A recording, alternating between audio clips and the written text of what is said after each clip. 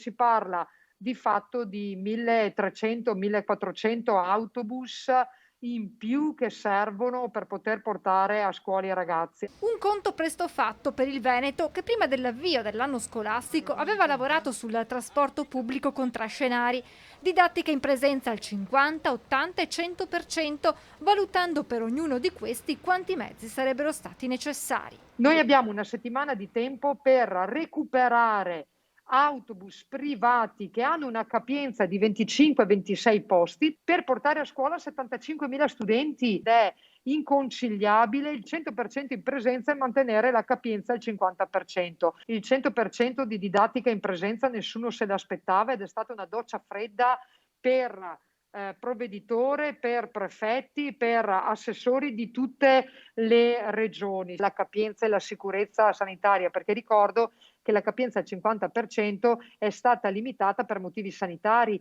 e il ministro De Micheli ci aveva sempre detto che comunque fino alla fine dell'anno scolastico la capienza dei mezzi non sarebbe stata toccata. Per il presidente Zaia la problematica è facilmente inquadrata. 100% in aula, 50 nei mezzi di trasporto. Non ci sono i mezzi, o riduci la presenza a scuola, o lasci la presenza inalterata e li fai entrare a orari differenziati, oppure dai la facoltà ai genitori per i minorenni o ai maggiorenni di decidere se andare in DAD e quindi, oppure in presenza e quindi adottare un sistema misto. Esclusa invece per il governatore la possibilità di riportare la capienza sui mezzi al 100%. Questa la vedo molto, molto difficile, sinceramente. Appello al governo perché prenda in mano velocemente questa situazione.